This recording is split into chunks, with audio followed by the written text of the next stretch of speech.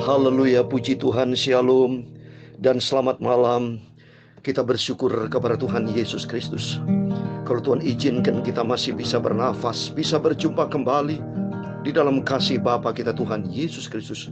Pada Rabu malam ini tanggal 27 Oktober 2021. Kepada Bapak, Ibu, Saudara semua, keluarga kita semua adalah keluarga yang diberkati Tuhan. Keluarga yang dikasih oleh Tuhan Yesus.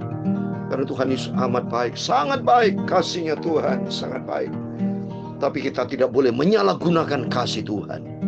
Kalau Tuhan sudah cinta kita, maka kita hidup benar di hadapan Tuhan dengan hati yang bersih, dengan hati yang tulus, agar kita bisa bertumbuh dalam iman kita, pengharapan kita, cinta kita kepada Tuhan Yesus.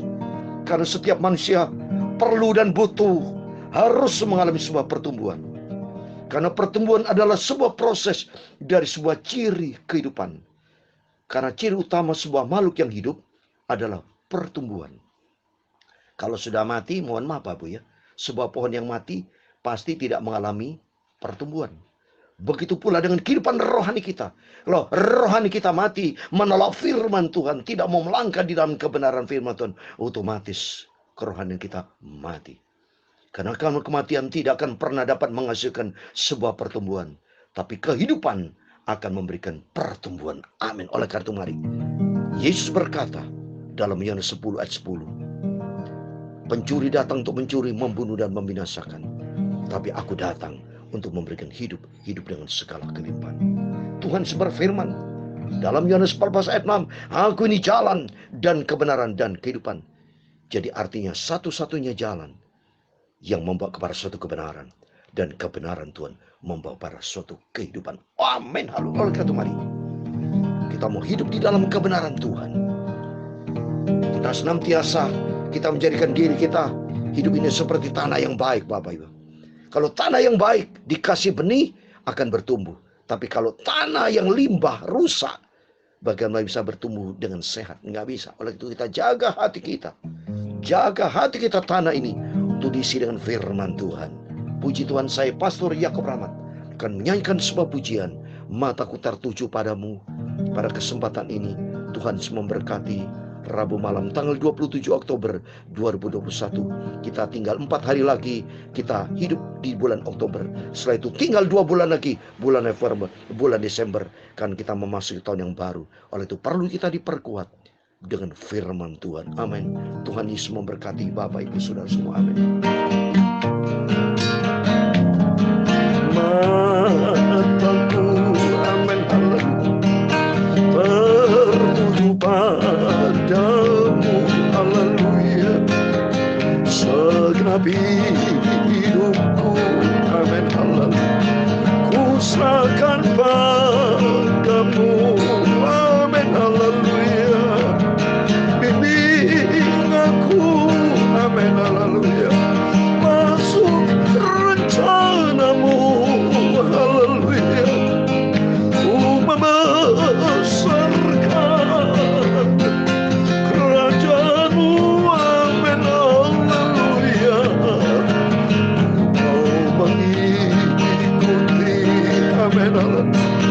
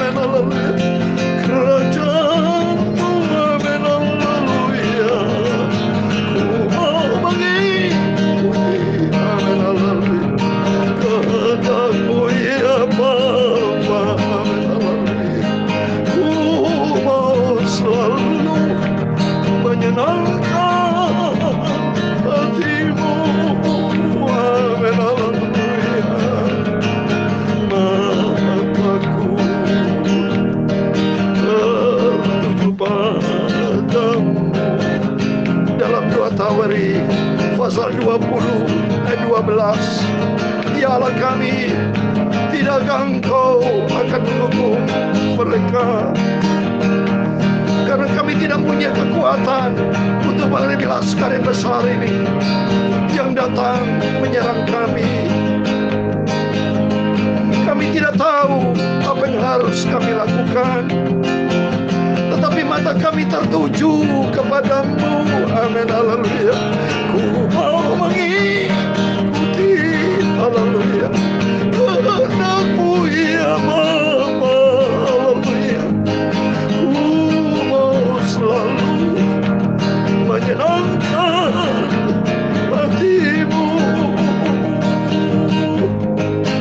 Ku mau selalu menyenangkan, haleluya, hatimu. Ku mau selalu menyenangkan, haleluya, hati Tuhan Yesus. Tuhan Yesus, amin, haleluya. Jadi kerinduan kita bersama Bapak Ibu Saudara semua yang saya cintai di dalam kasih Bapa, mumpung kesempatan masih ada, kita bisa hidup bernafas dengan sehat, kumpul dengan istri, anak, semua sekeluarga. Ini semua karena anugerah Tuhan. Tapi yang menjadi kerinduan bersama saya, mari kita mau ikuti kehendak-Mu ya Bapa. Ku mau selalu menyenangkan hatimu. Karena suatu hari kelak, kalau kita tinggalkan dunia ini, kita mau hidup menyenangkan hati Tuhan, agar nanti kelak nama kita tertulis dalam kerajaan surga.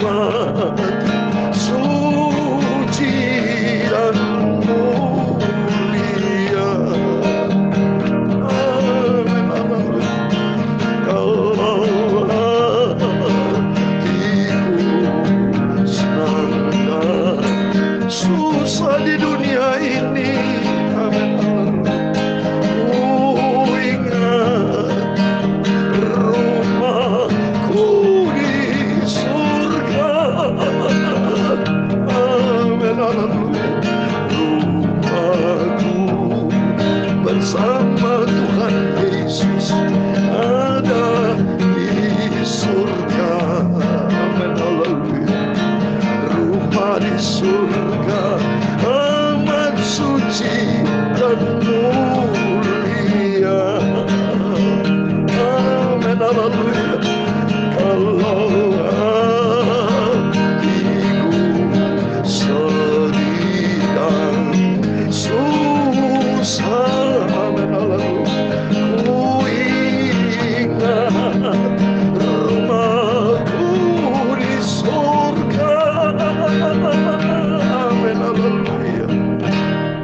Tuhan, saya senang dan sukacita bersama Bapak Ibu, karena di balik kita merasa duka di dunia ini, ada janji Tuhan rumah kita di surga. Oleh itu mari kita mau setia sama Tuhan, kita mau jaga hubungan kita sehat kepada Tuhan, mata kita tertuju kepada Yesus, karena di dalamnya ada janji Tuhan rumah kita ada di dalam kerajaan surga. Amin, puji Tuhan. Mari kita kembali kepada firman Tuhan. Mari kita membangun hidup kita mau setia sama Tuhan, apapun keadaan yang memburuk atau baik, jangan mempengaruhi hubungan kita sehat harus dengan Tuhan. Sehingga senantiasa hidup kita menyenangkan hati Tuhan. Hidup berkenan kepada firman Tuhan. Amin. Kita mau baca Kisah Rasul pasal 16 ayat 1 sampai 18. Demikian firman Tuhan. Paulus datang juga ke Derbe dan ke Listra. Di situ ada seorang murid bernama Timotius. Ibunya adalah seorang Yahudi dan telah menjadi percaya, sedangkan ayahnya seorang Yunani. Timotius ini dikenal baik oleh saudara-saudara di Listra dan di Ikonium. Dan Paulus mau supaya dia menyertainya dalam perjalanan. Paulus menyuruh menyunatkan dia karena orang-orang Yahudi di daerah itu, sebab setiap orang tahu bahwa bapaknya adalah orang Yunani. Dalam perjalanan keliling dari kota ke kota, Paulus dan Silas menyampaikan keputusan-keputusan yang diambil para rasul dan para penatua di Yerusalem dengan pesan supaya jemaat-jemaat menurutinya. Demikianlah jemaat-jemaat diteguhkan dalam iman dan makin lama makin bertambah besar jumlahnya. Mereka melintasi tanah Frigia dan tanah Galatia karena Roh Kudus mencegah mereka untuk memberitakan Injil di Asia. Dan setibanya di Misia, mereka mencoba masuk ke daerah Bitinia, tetapi Roh Yesus tidak mengizinkan mereka. Setelah melintasi Misia, mereka sampai di Troas. Pada malam harinya tampak oleh Paulus suatu penglihatan. Ada seorang Makedonia berdiri di situ dan berseru kepadanya, katanya, "Menyeberanglah kemari dan tolonglah kami." Setelah Paulus melihat penglihatan itu, segera kami mencari kesempatan untuk berangkat ke Makedonia. Karena dari penglihatan itu, kami menarik kesimpulan bahwa Allah telah memanggil kami untuk memberitakan Injil kepada orang-orang di sana. Lalu kami bertolak dari Troas dan langsung berlayar ke Samotrake. Dan keesokan harinya tibalah kami di Neapolis. Dari situ kami ke Filipi, kota pertama di bagian Makedonia ini, suatu kota perantoran orang Roma. Di kota itu kami tinggal beberapa hari. Pada hari Sabat kami keluar pintu gerbang kota. Kami menyusur tepi sungai dan menemukan tempat sembahyang Yahudi yang sudah kami duga ada di situ. Setelah duduk, kami berbicara kepada perempuan-perempuan yang ada berkumpul di situ. Seorang dari perempuan-perempuan itu yang bernama Lydia turut mendengarkan. Ia seorang penjual kain ungu dari kota Tiatira yang beribadah kepada Allah. Tuhan membuka hatinya sehingga ia memperhatikan apa yang dikatakan oleh Paulus. Sesudah ia dibaptis bersama-sama dengan isi rumahnya, ia mengejak kami, katanya, "Jika kamu berpendapat bahwa aku sungguh-sungguh percaya kepada Tuhan, marilah menumpang di rumahku." Ia mendesak sampai kami menerimanya. Pada suatu kali ketika kami pergi ke tempat sembahyang itu, kami bertemu dengan seorang hamba perempuan yang punya roh petenung. Dengan tenung-tenungannya tuan-tuan yang memperoleh penghasilan besar. Ia mengikuti Paulus dan kami dari belakang sambil berseru, katanya, "Orang-orang ini adalah hamba Allah yang Maha Tinggi. Mereka memberitakan kepadamu jalan pada keselamatan." Ayat 18 yang terakhir. Hal itu dilakukannya beberapa hari lamanya. Tetapi ketika Paulus tidak tahan lagi akan gangguan itu, ia berpaling dan berkata kepada roh itu, "Demi nama Yesus Kristus, aku menyuruh engkau keluar dari perempuan ini." Seketika itu juga keluar roh itu. Amin, puji Tuhan. Demikian firman Tuhan yang sudah kita baca dan dengar. Kisah Rasul pasal 16, puji Tuhan. Kalau kemarin kita baca dari Kisah Rasul pasal 1, pasal 2 sampai pasal 15, dan puji Tuhan hari ini kita melanjutkan Kisah Rasul pasal 16. Pasal demi pasal, hidup ini sebuah perjalanan. Demikian pula dengan ayat firman Tuhan kita lalui dengan penuh kesabaran, dengan penuh ketekunan, dan puji Tuhan hari ini sampai di pasal 16. Dan ada 3 hal yang saya mau sampaikan kepada Bapak Ibu Saudara semua. Yang pertama di sini, mari memiliki sifat ketaatan. Coba aja. Kalau lihat di sini, Timotius dan jemaat-jemaat dia taat. Dia orang baik. Sifat orang taat adalah sifat salah satu cirinya dikenal pasti baik. Itu namanya orang taat. Kalau tidak taat berarti tidak baik. Terbukti di sini. Mari kita lihat. Dia yang kedua dan yang keempat. Ayat 2 dikatakan Timotius ini dikenal baik oleh saudara-saudara di Listra dan Ikon. Atas dasar baik itulah ditinjau oleh Rasul Paulus akan diangkat menjadi muridnya. Coba di ayat ketiga. Dan Paulus mau supaya dia menyertainya dalam perjalanan. Coba ini. Paulus melihat Timotius orang yang baik, dikenal taat, terbukti dari kebaikan reputasinya baik.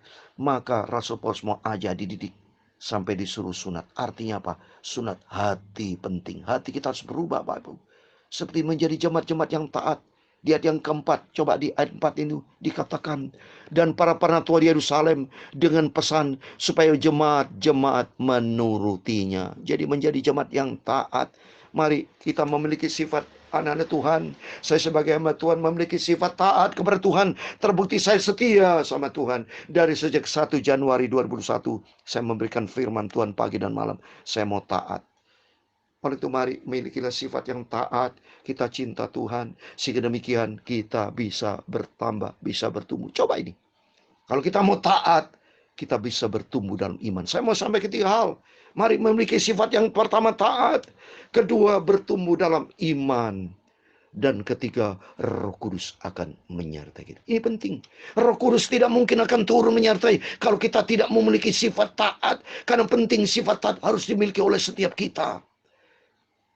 Kalau Bapak Ibu mau karir saja di perusahaan, harus salah satu sifat taat harus. Kalau saudara bandel-bandel, setiap keputusan dari manajemen, setiap dari keputusan perintah dari pimpinan, saudara sebagai bawahan tidak pernah taat, tidak pernah melakukannya.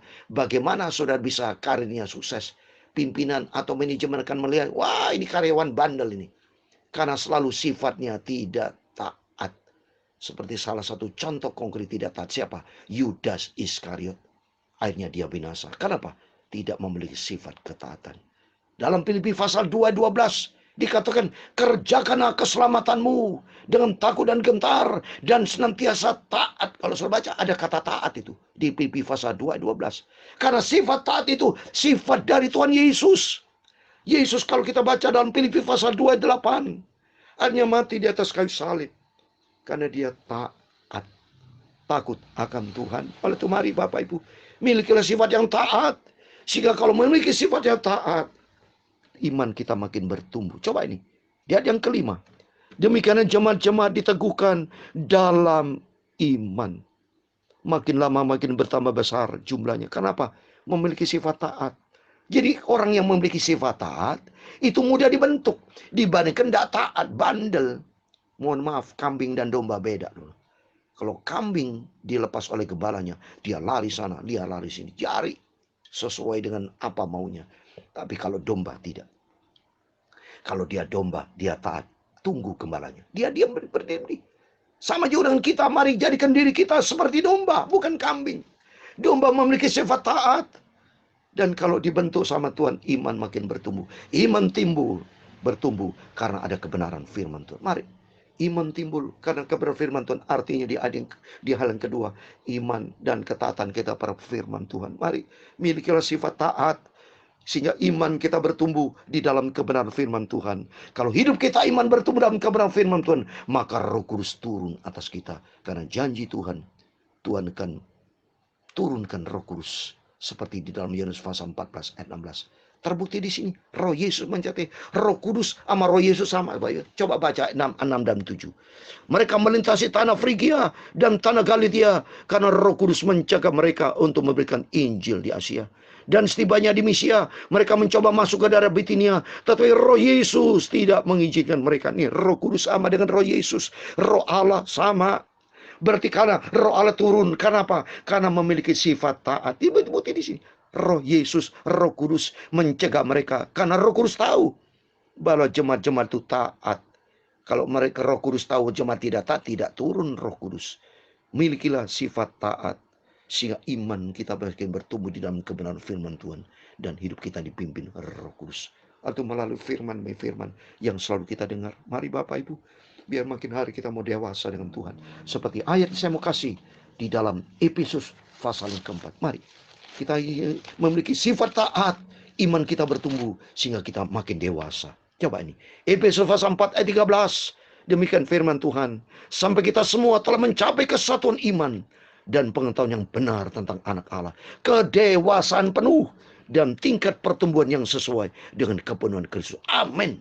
Kita akan bertumbuh karena kita memiliki sifat taat dan kesatuan iman dan kedewasaan penuh. Roh Kudus akan menyertai kita. Sehingga nanti kelak kita akan berjumpa dengan Tuhan Yesus.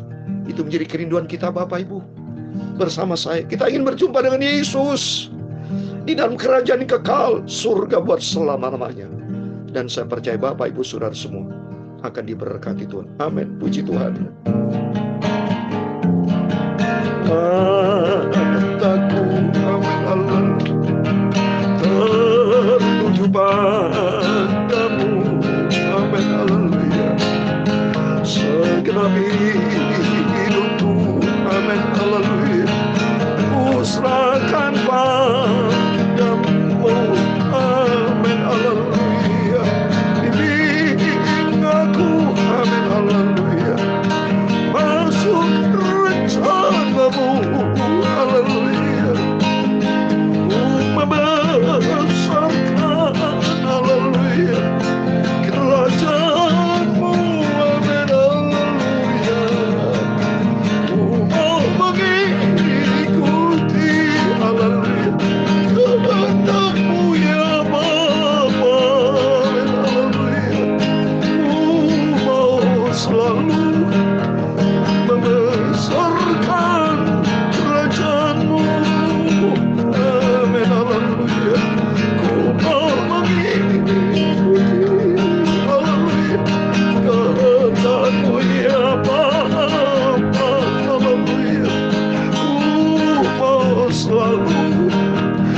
menyenangkan hatimu. Amin, haleluya. Ku mau selalu menyenangkan hati Tuhan Yesus. Amin, haleluya. Ku mau selalu menyenangkan, haleluya, hati Tuhan Yesus. Amin, haleluya. Tuhan memberkati engkau dan melindungi engkau. Tuhan menyinari engkau dengan wajah-Nya dan memberi engkau kasih karunia. Tuhan mengharapkan wajah-Nya kepadamu dan memberi engkau damai sejahtera.